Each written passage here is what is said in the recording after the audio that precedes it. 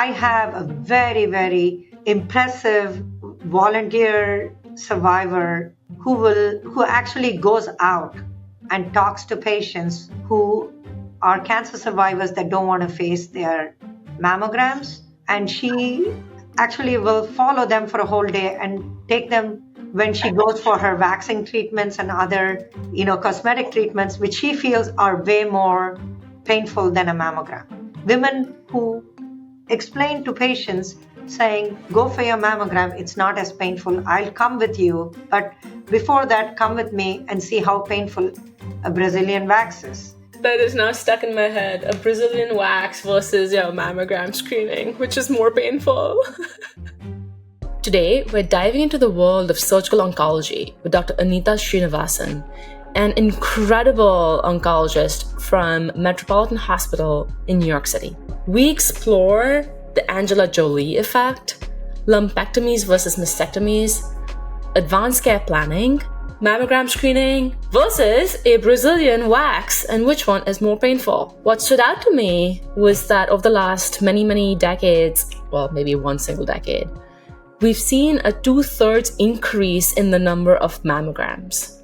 Although we have these new interventions coming out where you can conserve your breasts.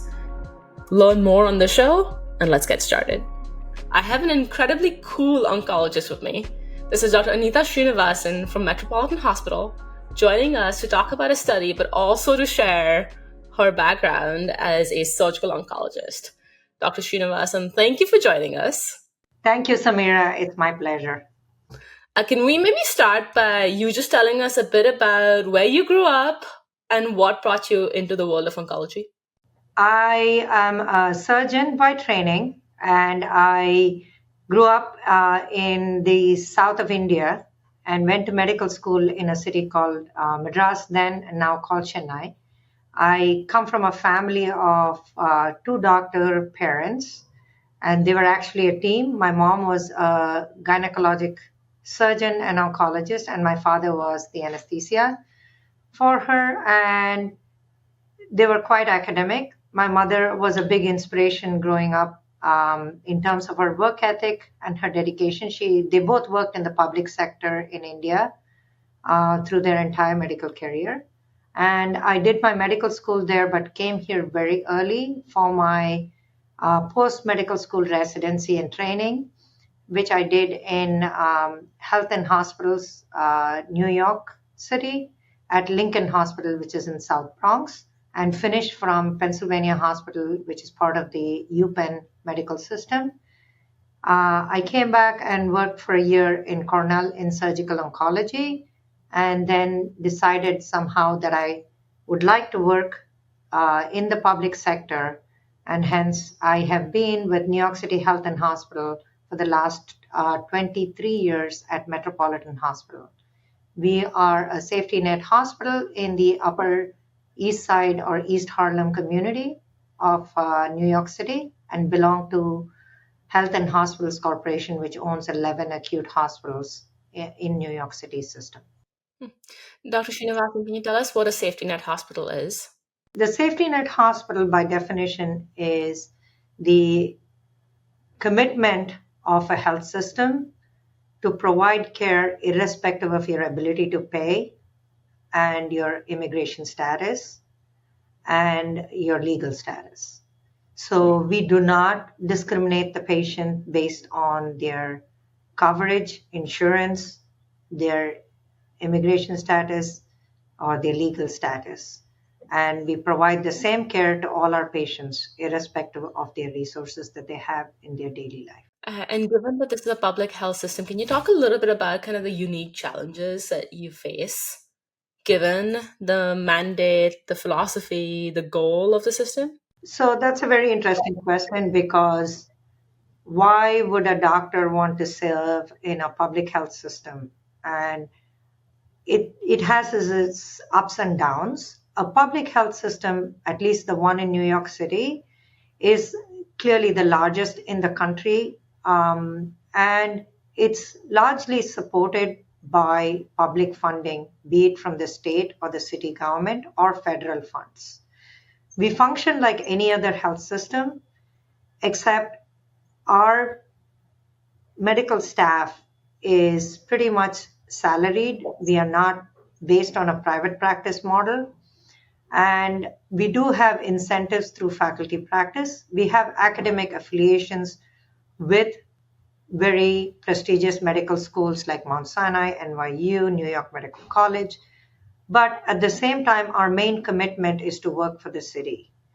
The city provides the nursing and the administrative staff, meaning these are city workers. The doctors are pretty much a private group or they belong to a medical school affiliation. And all of us come together with the understanding that we will get any patient and we will not refuse care for the patient under any circumstance. We do focus, like any other healthcare system, on our finances, our business aspect of things, because we aim to be self-sufficient and have a balanced budget. We are largely supported by a board that is appointed by the mayor of New York City. The majority of the board is an appointed board.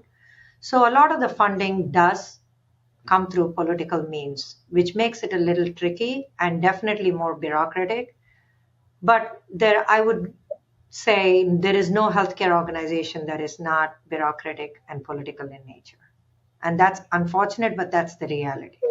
Dr. Srinivasan, what's the $5,000 sign behind you? That's a very interesting question, but I'm proud of the fact that when I came to Metropolitan Hospital 22 years ago, we didn't have a coordinated breast cancer service. It was very disjointed. We provided excellent care. We had the resources. So I started looking at organizing a breast cancer center and getting it accredited sometime in 2015. And MINA was a small and continues to be a small breast cancer support foundation that provided us with our first check as a donation during Breast Cancer Awareness Month. I kept that check. And what did the proceeds go to? It's unique. This is one of the challenges of a public health system. So a lot of times what happens is our patients are insured or underinsured or insured by what's called NYC Cares or a public system. And we can't get certain advanced imaging technologies to them as easily available when we are doing the workup of a patient. For example, I feel the patient's very young and I think they qualify for an MRI for evaluating extent of disease. We don't have a breast MRI coil here, and our system's MRI availability is so overwhelmed across that I am not able to get one immediately without causing delay in the workup.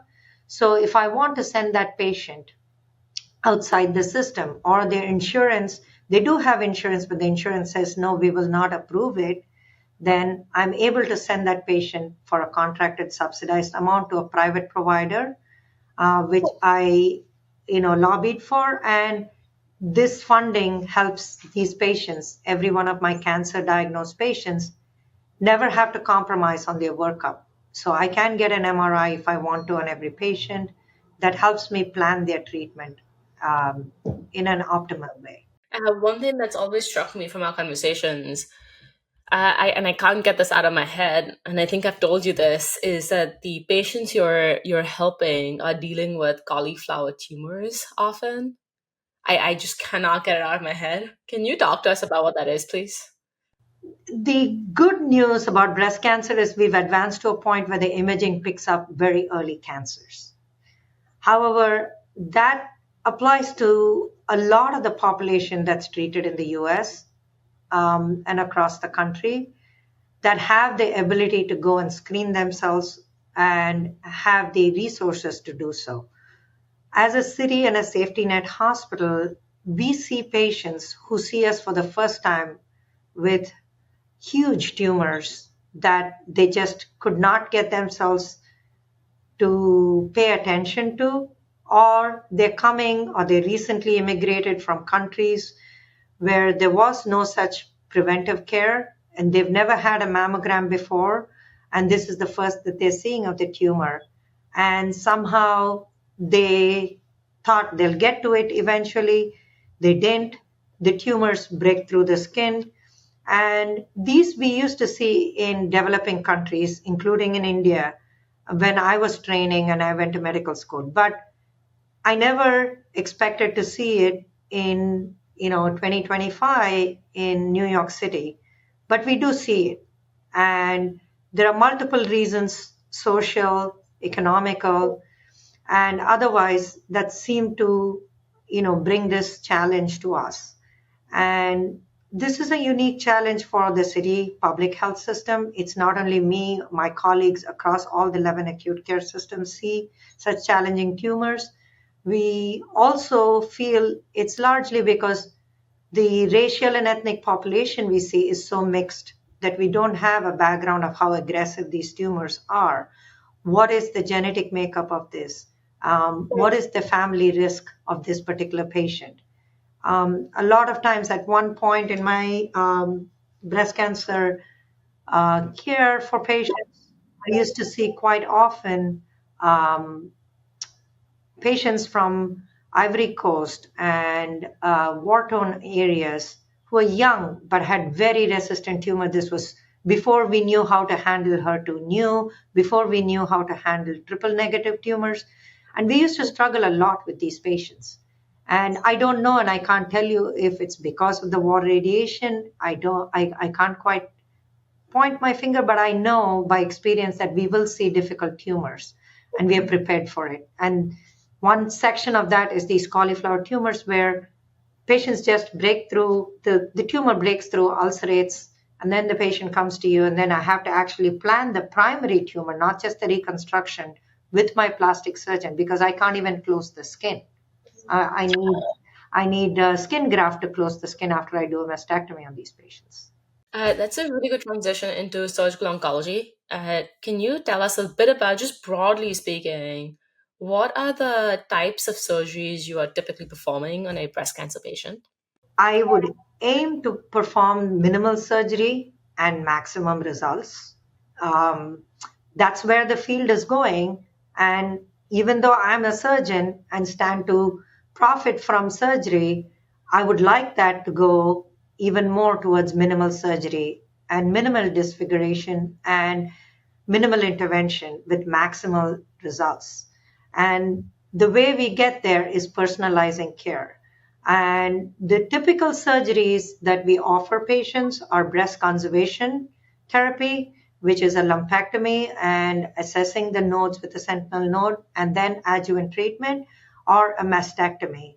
And because of a New York state law, and also because we think it's the right thing to do, every patient that is offered a mastectomy is also offered reconstruction options, irrespective of their age, irrespective of their social status. And, so we do that in conjunction with a plastic surgeon. The patient gets to pick between the two, and um, I offer my input based on the type of tumor, the size of the tumor, and the feasibility of breast conservation, whereas the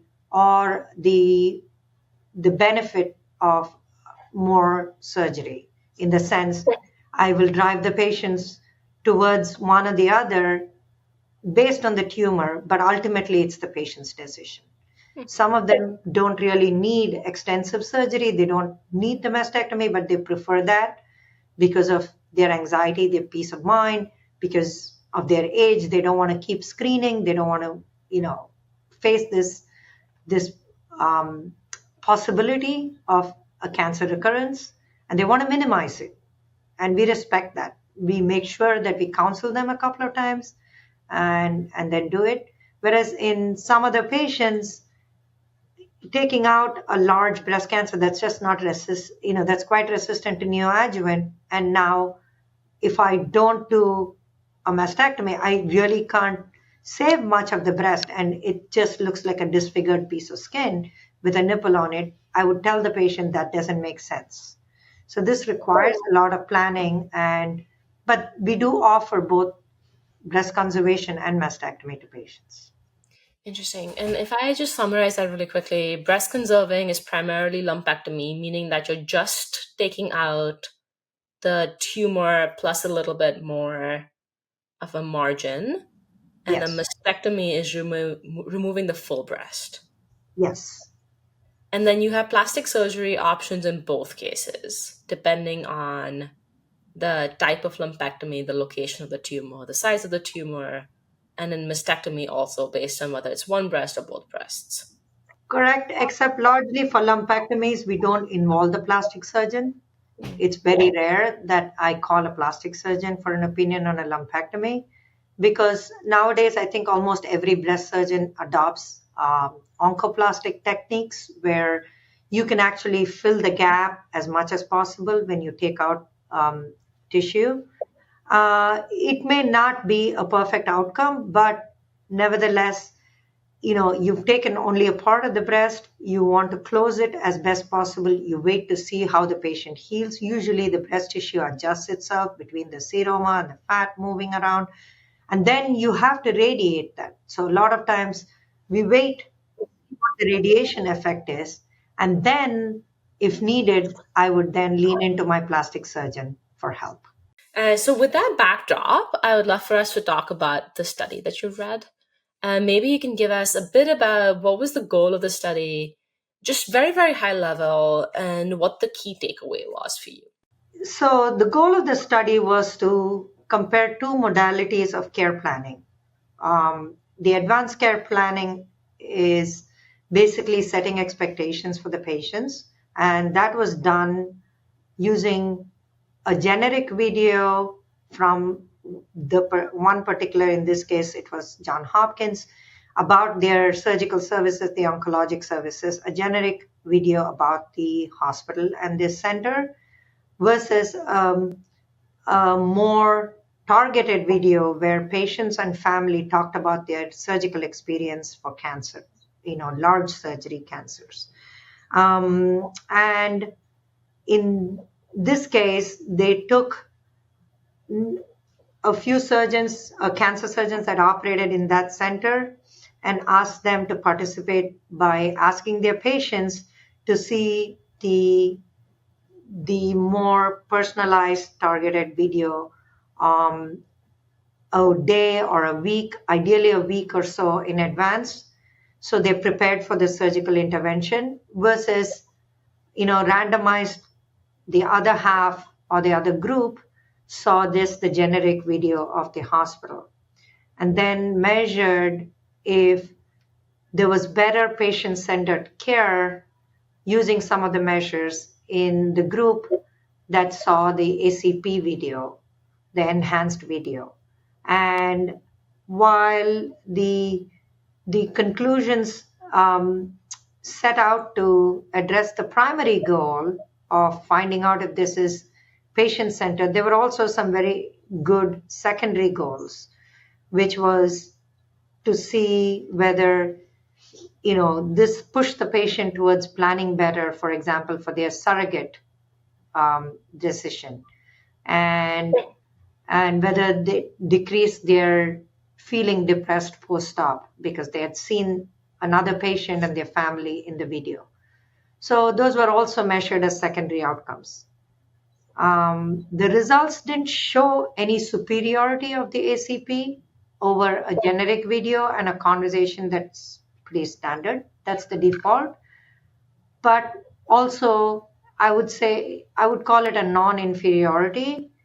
And the reasons for those are maybe we need to look at it more broadly, in the sense, have more than one center, have a larger spread of a population, but we'll discuss that. It was generally the aim of the study was, does it help to have a patient-centered video for care planning? Dr. Sri, before we go into kind of the nuances, can you talk to us about just your clinical experience of advanced care planning? How and when are you having this sort of standardized conversation? And what tools, if any, are you using today? As basic as the care that we give here in terms of the support systems and the resources that we have, I have to say we don't have today any such video opportunities. We do utilize other external help, including Manta Cares, to get patients to understand about breast cancer, their journey for breast cancer, what their next steps are. For me personally, when I am dealing with a patient and I'm trying to explain to them that they need a mastectomy or cancer surgery or breast conserving therapy and the different modalities, I sit down with them. It's done during their clinic visit.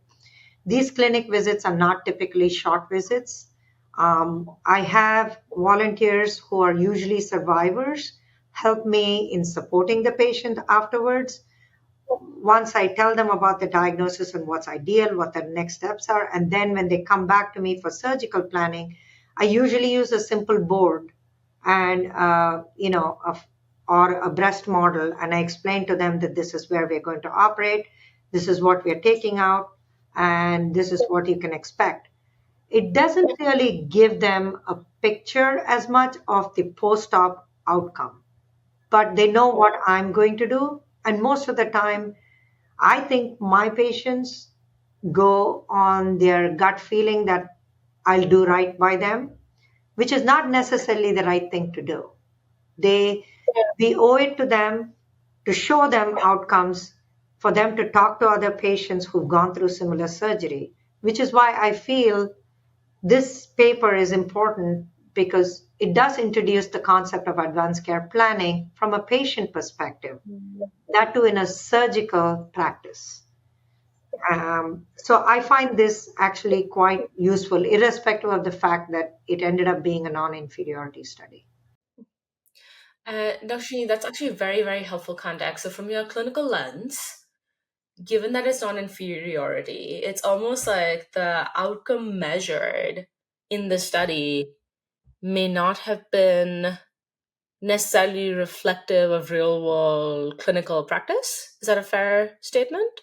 Yes, I think that's a very accurate statement because I feel as a surgeon, having something like this will help me tremendously because um, I'm usually the one substituting for this video and trying to see things from a patient perspective, which is not the right thing to do, but that's all I have.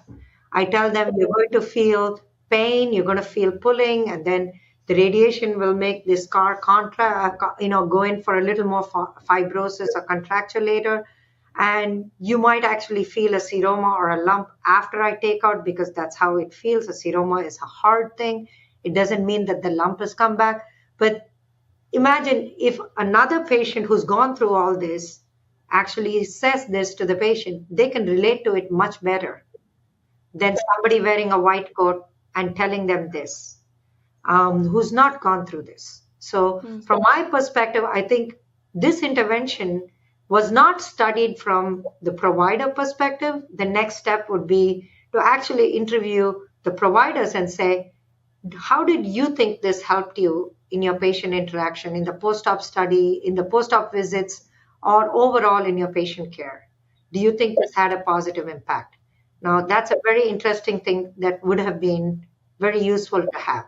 This only looked at whether the patient found it useful, and they tracked them very nicely for their depression symptoms and how they felt for their mood symptoms post-op.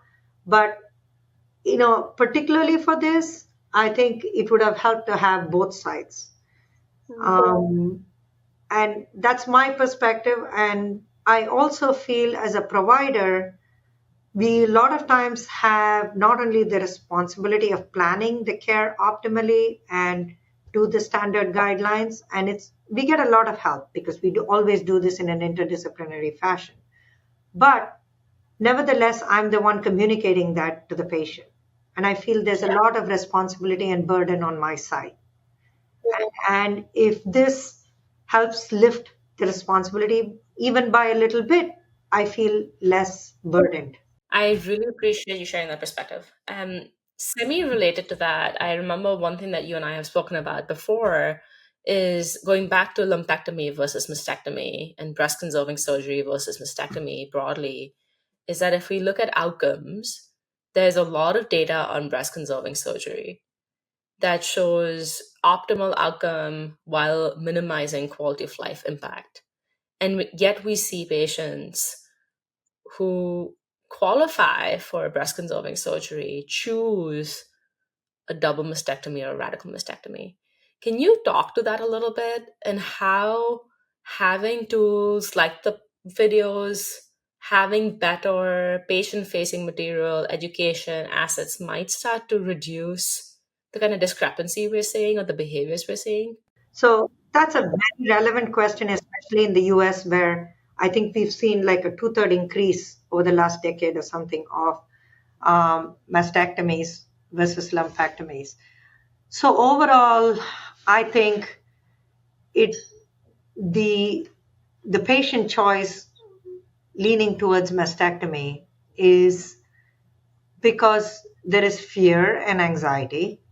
So definitely hearing from a patient perspective before the patient makes a choice, meaning talking to survivors, talking to people who went through similar scenarios, will definitely shed some light and allow the patient to make a more reasonable decision rather than a very emotional decision of take the breast away, I don't want it. I don't want to deal with it.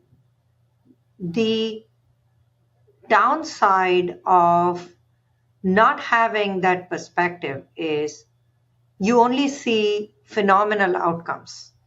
You see patients who have double mastectomies and have excellent reconstruction, and movie stars who, we actually believe in the Angelina Jolie effect, where everybody thinks they're going to look like that. But it takes a lot of work to look like a Hollywood star. And that breast implant needs constant revision and body contouring. And while their careers may depend on that, so they pay attention to that and they plan for that. If you're a busy mom of five trying to just juggle things at home and your implant contracture is just there for the next 5 years, you really didn't get a fantastic outcome, even though you thought having that double mastectomy and having implants will make you look much younger. So there is some form of cosmetic bias there. The second is the fear and anxiety of, I don't want to ever face a mammogram again. And that is real.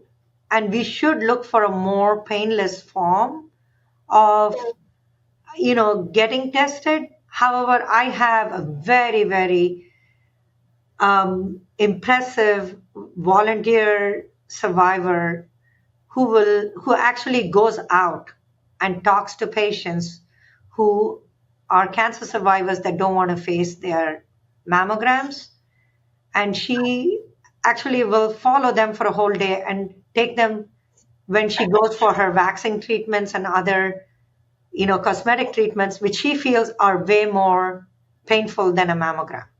And her aim is to say, this is Geraldine Lucas, and she has actually an organization that does that. Women who explain to patients saying, go for your mammogram, it's not as painful. I'll come with you, but before that, come with me and see how painful a Brazilian wax is. So why are you refusing to have your annual mammogram? So, there are very interesting aspects of this, but it's so powerful when it comes from a patient rather than from me just, in a purely advisory role telling the patient, you should get your mammogram. Yes, we treated your cancer, but you still need to check your breasts. We need that imaging. I love that. That is now stuck in my head. A Brazilian wax versus mammogram screening, which is more painful. Yes, and you should look her up because she runs actually an organization that does this. Wow.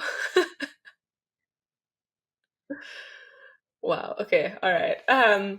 Okay. So going back to the question though on lumpectomy versus mastectomy, 2/3 increase in the last decade, which is mind-boggling to me. We have the Angela Jolie effect, meeting, anxiety, fear, plus some version of like not having enough almost patient understanding of what a mammogram is and how it might feel. And that's kind of leading to this rise almost of a mastectomy choice where a lumpectomy might actually be better suited. Is that fair? Yes, it's more of the fear of what if they find something in the mammogram. Even if you have a patient who's very diligently going for their imaging, um, the fear of finding something new is what they're not able to get over. And that's where the biology of the tumor comes in. If you have primarily a tumor who, you know, with experience, any of the providers, your oncologist or your surgeon can tell you, this is a slow growing tumor and we can get a handle on it. We think, irrespective of what statistics I rattle off, and I usually don't like to do that and overwhelm my patients. There's also the concept of health literacy in my patients. But in general, I don't want to scare them with just pure numbers. But irrespective of the numbers, we have a sense of whether we're dealing with a very aggressive tumor. This is a tumor we think, even if it recurs, at that point, I will talk to you about a mastectomy. We will do a salvage mastectomy and we will continue to have you living to see your grandkids' graduation, wedding, whatever it is that you want to see.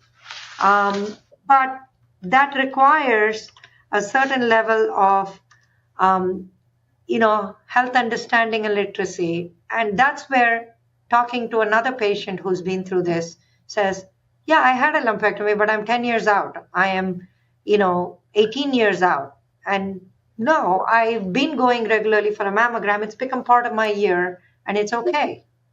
Something in hearing your talk is reminding me of one of the things that we work on quite a bit is this notion of like when you think about decision making, at least from a patient perspective, you kind of get myopic. It feels almost binary, all or nothing, and that this choice is a one-time choice that has impact forevermore versus it's a sequential choice. And that change in choice actually kind of starts mattering, which is it's not just a decision that's going to impact me today, it's a decision that's going to impact me for 5, 10, 20, 30, 40 years, and that I actually get to come back to this decision again, right? If it comes back, then I can make the choice of mastectomy. So it's almost that's what I'm sitting in listening to you describe uh, Yes. experience. It's a lifelong screening commitment.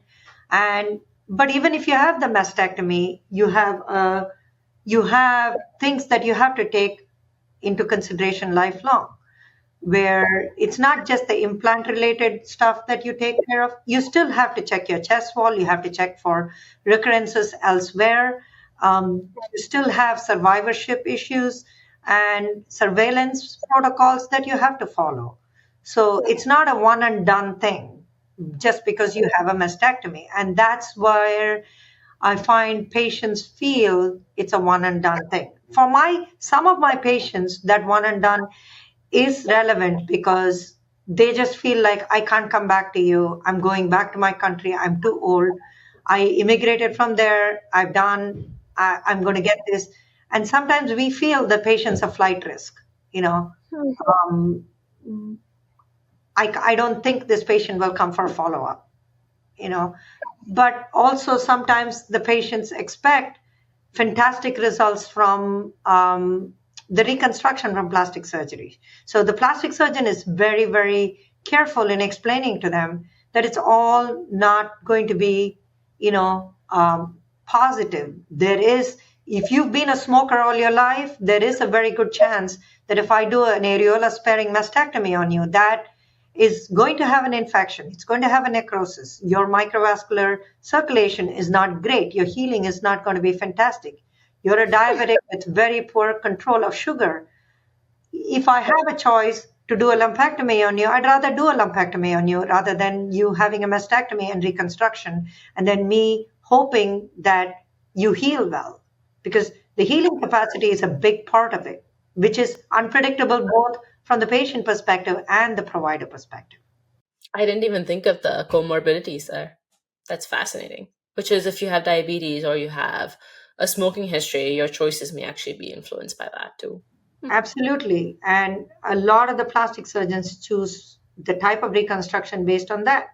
And whether, a lot of times my patients will not show up for their follow up visits. And it concerns the plastic surgeon. And they'll say, no, I'd rather do this type. We don't do deep flaps and microvascular stuff here because of the resources we have. And also, I have to say, most of our city hospitals don't do it because the kind of patients we have, they are not able to keep coming back for that many post-op visits, as well as we just find that the resources that we have, we are lucky in that we have very dedicated plastic surgeons, but we can't offer them full day, 2-team, reconstructive surgery. Interesting. Very, very interesting. Okay, this is super fascinating. I'm watching the clock and I'm realizing that we're almost at time. So I'm going to zoom us back out a little bit. In your decades and decades of practice, you've probably seen the world shift quite a bit, both in good directions and maybe not some that you wanted to go in that direction. But now if you look out to the future, so 5 years from now, you have a magic wand. You cannot remove cancer. Cancer still exists, unfortunately. But you could change anything about surgical oncology. What would you change and why? First of all, I have to be positive and thankful for the progress that we've had so far. In my career and practice, I have seen a full spectrum because we used to practice prior to what is HER2 new, prior to what is DCIS. And I have to say, we're getting better. What I wish in cancer treatment is the awareness from both the patient and the provider for personalized care. And that includes looking at the tumor with the genetic lens and the biologic lens. Meaning, let's go back and not just look at it as a 2-centimeter tumor versus a 3-centimeter tumor versus a 5-centimeter tumor. Let's look at the biology of the tumor. And if I had a magic wand, I want somebody to give me that answer. It may not be the surgeon because, as you know, surgeons have very short attention span and we like to get things done and move on. And oncologists like to talk more and more about statistics and data. And then we feel like we are in circle. But somewhere in between, there is a person that's going to distill this between genetics, medical oncology, personalized care, and minimal surgery. I want that answer for each patient. I don't want to group my patients based on their stages, based on their size of tumor. I want to look at a patient and then say, okay, let's put all this data in and say, what is ideal? And then I think back about it because I still have to have a role on it because otherwise AI will do that. I have to think about it and say, does this make sense? Has this worked before? Does this make sense in the continuum of what I've seen in my career? Is this ideal to offer to the patient? No surgery at all is a day that I want to see coming, even though it's a suicidal thing for my profession. I still think it's a better thing for the patient. And no surgery with similar outcomes and basically cure. That's what I want to see. Dr. Srini, thank you. I always love our conversations and I love how patient first you are as an individual. It makes me feel so privileged to know you and learn from you. So thank you for sharing that. I hope we see a world where we can get there.